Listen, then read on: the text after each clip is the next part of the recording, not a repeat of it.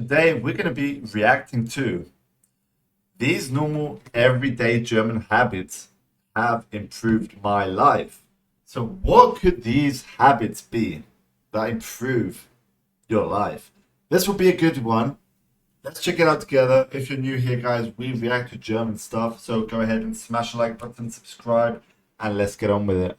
Let's see what we just said got. to me, that is not okay. In Germany, that would not be allowed. So I've realized in Germany there is a very clear line between. We gotta watch to find out by the looks of Hey it. guys, welcome back to my channel, and if you're new here, it is so great to have you. I'm Antoinette, a New Zealander living in the beautiful wine region of Lower Franconia, Germany. Wow. I make videos talking about all aspects of German culture through my eyes, the eyes of a New Zealander who has been living in Germany for over a decade now. In this video today, I'm going to be sharing just normal German habits that have improved my life in the best possible way. Before I jump into it, I've got a little favor to ask. If you enjoy this kind of content about German culture through the eyes of a foreigner, or if you watch my videos and you've enjoyed my videos in the past, then okay guys, so let's jump into it. So this is in no particular order. Applying this normal everyday German habit to my daily life has been profound, and I need to share this with you guys. This habit is the art of being able to say no and being able to respectfully set boundaries. And No. I say the art because it really is something that Germans are incredibly good at. It took moving to Germany for me to realize that I am incredibly bad at setting boundaries and saying no to people.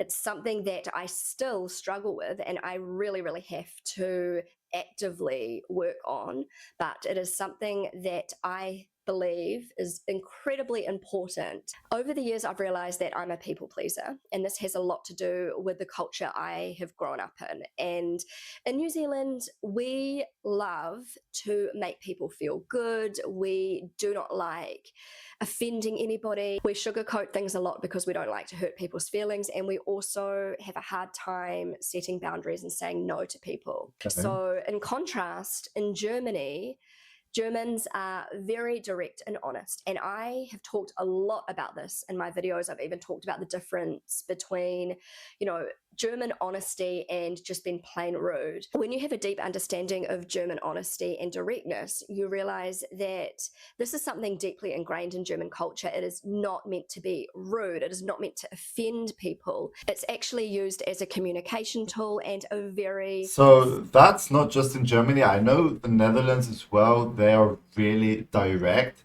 So when they say something, like they mean it. Like it's so direct, like it's crazy. So it seems like Germany is also like that. Effective communication tool, a tool used to save time, to save energy, and just to be more efficient in general. Germans have absolutely no problem saying no to you if they don't want to do something, and they don't mind telling you exactly why they don't want to do that. And it's not rude. It's just like normal. We struggle to say no, and quite often we will lie, like straight out lie about why we don't want to do something because we don't want to hurt somebody's feelings. So a perfect example of this, we were visiting my in-laws yesterday, and my mother-in-law mentioned that she had a free day today. She didn't have to work, so today is in like right now, and she asked if I wanted to catch up for a coffee. Normally I would have said absolutely, that would be amazing, but I knew that I had to film this video. And technically I am kind of free because I decide when I film my videos, but this is kind of like the only opportunity I have all day to film because my kids are at school and kindergarten. And normally if I was in New Zealand, or if I was still in my New Zealand habits, I would say, oh yeah, let's catch up, and I wouldn't even mention that I had to film the video because it was so nice of her to ask to catch up, and I wanted to catch up. But it would have put me out, for the whole week, because I had this window of opportunity this morning and I would have missed it. And I definitely would have said yes to my mother-in-law and not film this video. But because I have lived in Germany for so many years and I've learned to say no and set boundaries, I straight away said to her, I'm sorry, I can't catch up because I am going to be filming a video. And So then I there said, you let's go. catch up another time. And she said, no, no problem, totally understand. She's getting those And German as vibes by the simple looks as of it. that, I just said no and explained why I can't catch up. She wasn't offended. She understood. When she has to work and I ask if she wants to catch up, she will say, no, I have to work.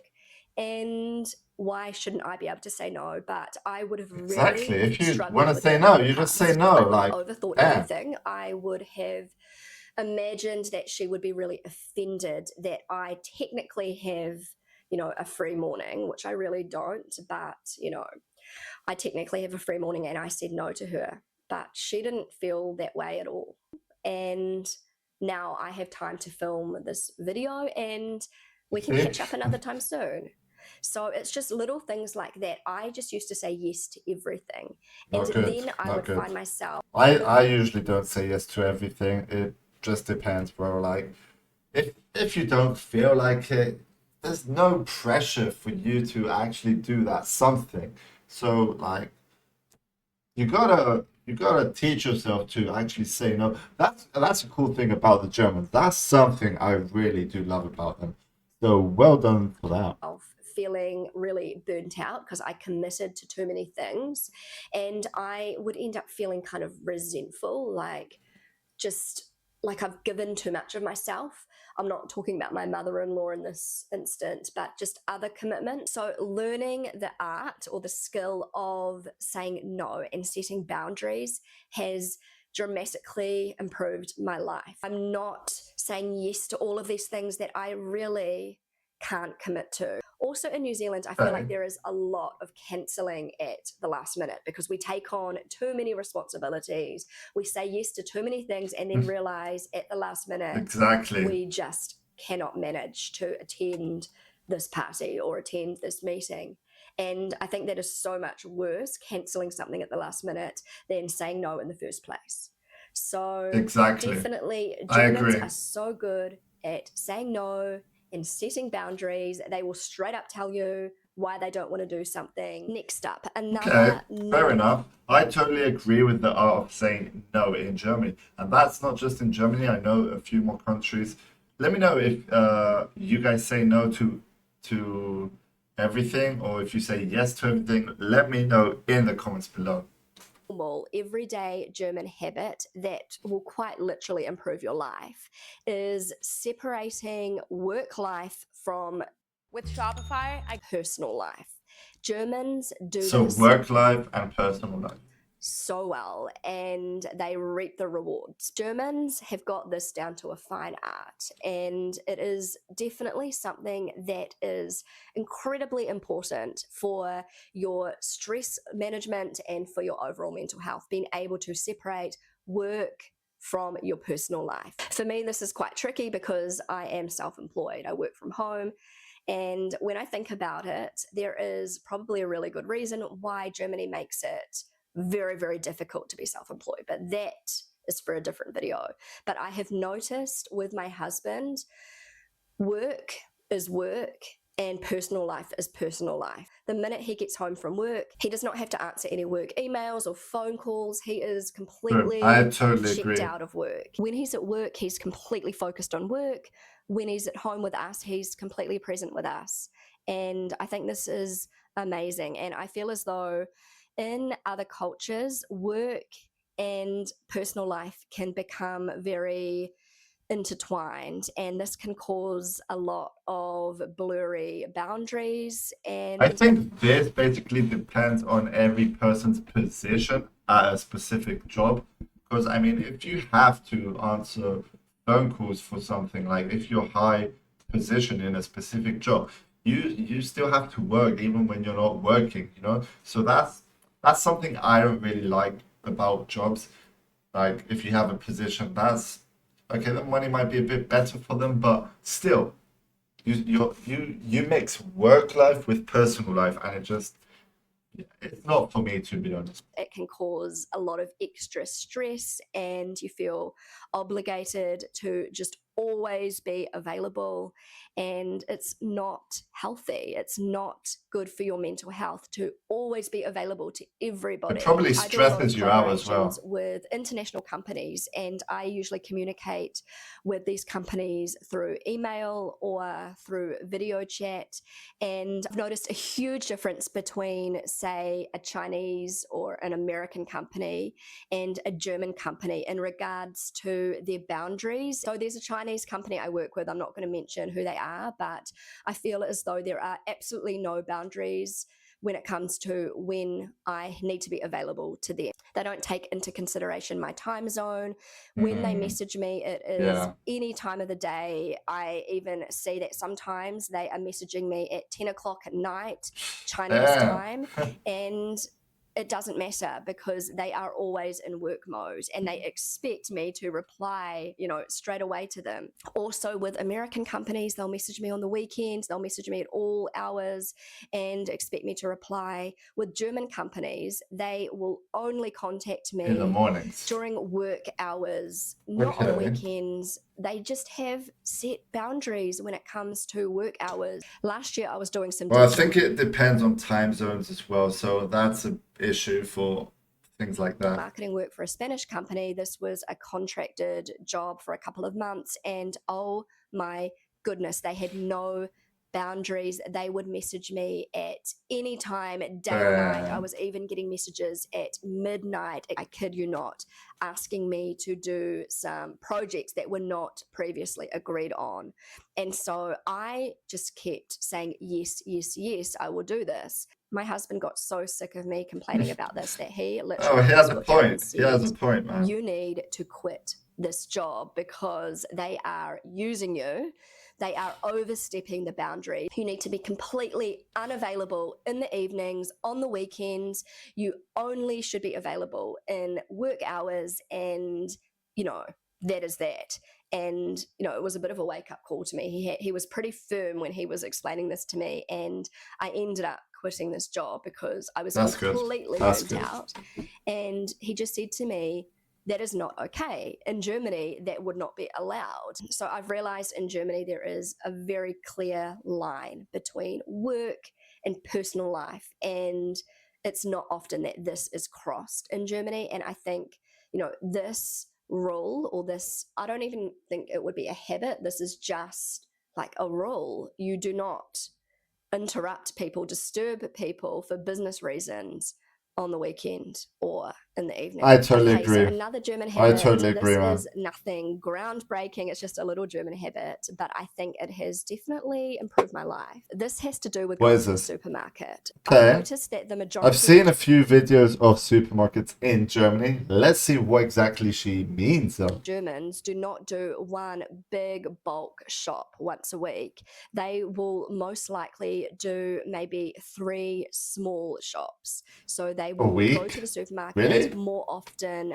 but buy less. I found this to be so much more logical than just going once a week and having a massive shop.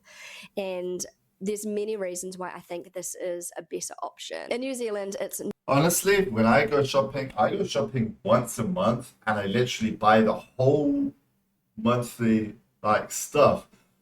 I've never tried doing it maybe 2 times a week or even once a week. Maybe I should try that, Maybe that could be something more better for me. I don't know. Let's see what she has to say about it, though. Normal to see families with massive overflowing supermarket trolleys, and in Germany you just don't see that a lot. And I wondered why this was when I first came to Germany. And I, until just recently, used to go shopping once a week and fill up my grocery cart. I've got 3 children, so we buy a lot of food, and I always felt like I was the only one. People would see me and they'd be like, oh my goodness, look how much she's got. And I would always end up letting people in front of me because they had less items than me. Grocery shopping in Germany used to be something I just absolutely would another thing is that it does depend how many people are actually living in the house with you. If you have children, 2, 3 children, you would need more shopping. So that also depends as well. Because It is extremely stressful and you need to be super fast getting all your grocery items through. And, you know, I've made other videos talking about this, but I've realized that by going grocery shopping maybe 3 times a week and buying less items, it's a lot less stressful and there is so much less food waste. I would be stocking up on fruits and vegetables, and then by the end of the week, would have to throw things out. Exactly. That happens with me as well. You buy a lot of like stupid things, and at the end of the month, for me, you know, just maybe gets bad. You have to throw it out. You know, so if you do it once a week, it's you know what you need. So you say you're going to go get that, and that, and you just go and get that, and that, and you know that you're going to be fine for the week. So I should try that, you know. I should try that. You know, we couldn't get through them all, and I would either overestimate how much we needed or underestimate how much we needed. And also, just with like snack food, I'd find myself and the kids just going through everything on the first or second day, and then we would be left with like no snack food, and I'd have to go back to the supermarket, or by the end of the week, our cupboards would be empty because everybody would just, you know, go through all of this food straight away. And it just wasn't really working. And my husband keeps saying to me, why don't we do smaller grocery shops, but more often? And I just didn't understand the logic behind it. But I tried it and it's working so much better. So recently, in the last year or so, I have been using my e-bike a lot, and I have been going to the supermarket with a bike trailer, the one that my son goes in. I will drop him at kindergarten with my e-bike, and, you know, he'd be in the bike trailer, and then straight away I would just head to the supermarket, and then I could fill up, you know, the groceries into the bike trailer. I've just been getting smaller amounts of items, and I'm finding that we are only using what we need. So much more logical, and it's just working so well for my family, doing like 2 or 3 sort of medium-sized grocery shops a week rather than one massive grocery shop that is so stressful. And we get home, I put away I totally agree, and man. the pantry is I full, totally agree. and a few days later it looks empty. So anyway, that's just a little German habit I have picked up that has been really helpful. So guys, Okay, so yeah, you saw that. I must say I agree with her with the shopping part. I mean, as I said, I don't do that. I just get for the whole month, which is a pain. It's a pain, trust me. Let me know how you guys do your shopping in the comments below. Hope you enjoyed. And if you want more videos like this, if you have any suggestions of videos you want me to check out, send links in the comments as well. I will be checking those out. But yeah, thanks for watching. Hope you'll enjoy it. Don't forget to smash the like button, guys. Subscribe. And we'll see you next time. Peace out.